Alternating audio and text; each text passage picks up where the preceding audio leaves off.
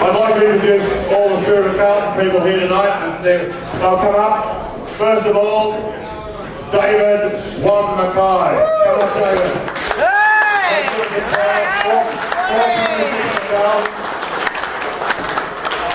From 1968 to 81, is that right? 69 to 81. Wayne Monsieur Laporte Farms.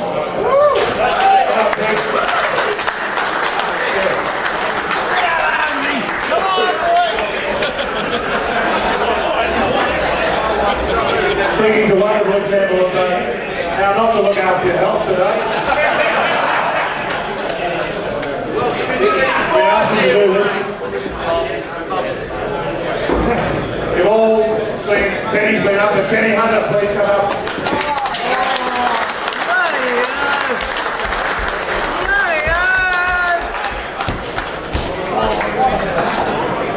Bradley Shine. Come up there.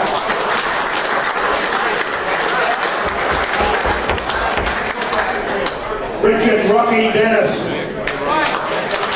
Wonderful Western Australian players who represented the Blues so well. Desi Daktari English. Desi, wonderful back player for the Blues in the late 70s, early 80s.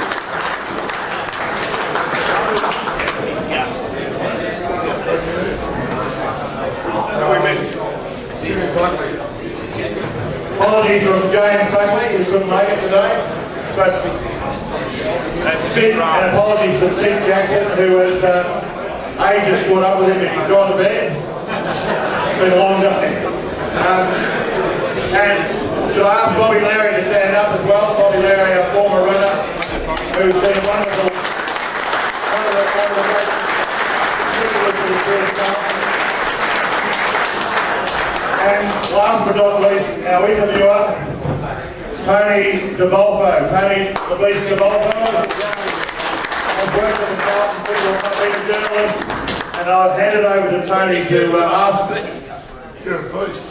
Put some shoes on, Tony. Gotcha. I asked Tony to start an interview process with a couple of the boys here. Tony DeBolfo. Can we welcome Jeff Sandby also to the group.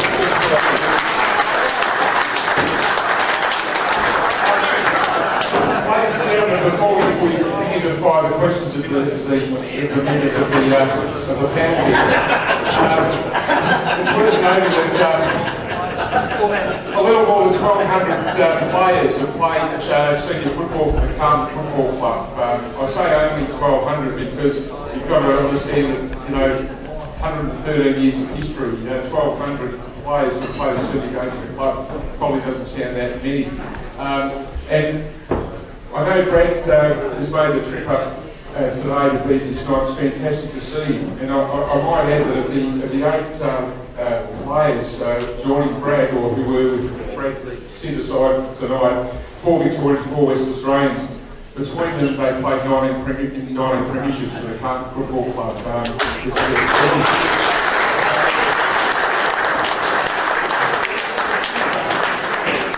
might actually begin with the elder statesman of the group here, David McKay. David recruited to the club from New Zealand and Victoria.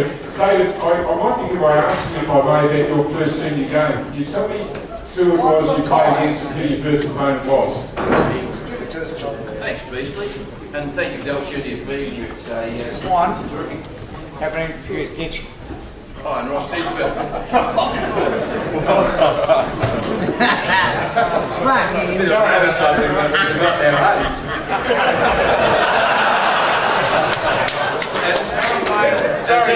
It's even more important that I introduce Ross because he took my place in 81 and became a premiership member in 82, and couldn't have gone to a better guy. So, Ditchy, it's wonderful that we've got the opportunity of being over here tonight, and particularly special for me to have seen you come into the side and do so well. A bit of a pity in the grand final when you got pummeled early, but you had a great year, and you made a great contribution to Carlton Cup because you were there. So, thanks very much.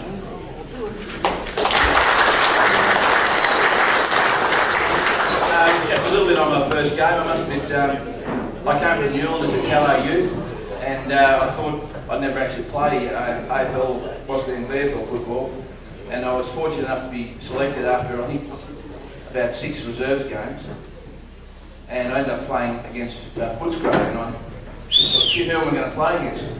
And it was the inimitable EJ Teddy Whitten.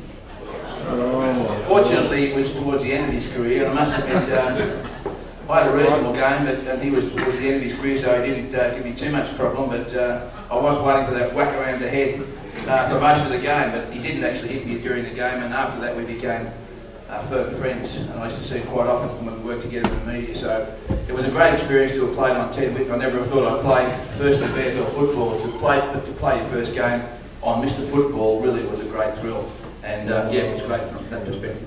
Thanks. And people perhaps might know this statistic also, but David is in fact the only Carlton footballer to have played in 3 Carlton grand final victories over Collingwood. I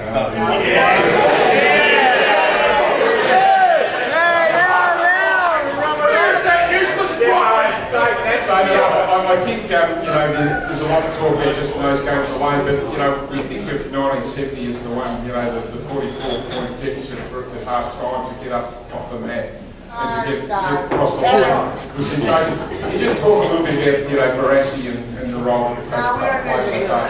How'd you do it? Easy!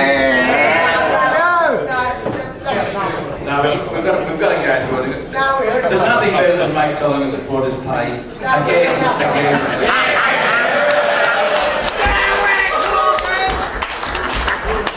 About their victory this year, it's time to give them the chicken that goes to bring back to reality.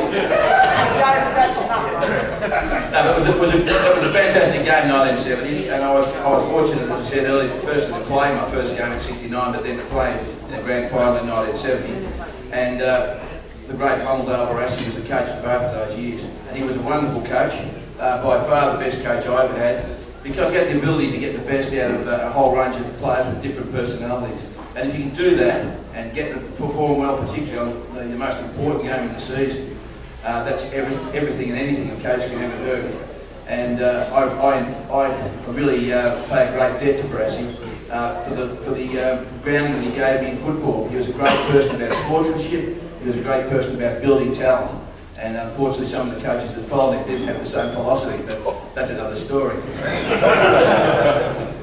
But that grand final was great. It was a great experience, and to be 44 points down at half time for Teddy Hopkins to come on and to replace a West Australian in Bert Thornley really was tough for Bert, but it was great for Carlton because Hopkins came on, kicked those 4 goals in the second half, and turned what looked like a seemingly thrashing from Carlton's point of view at half time into a 12-point victory in the end. So it was a great experience. I was very fortunate to be part of it.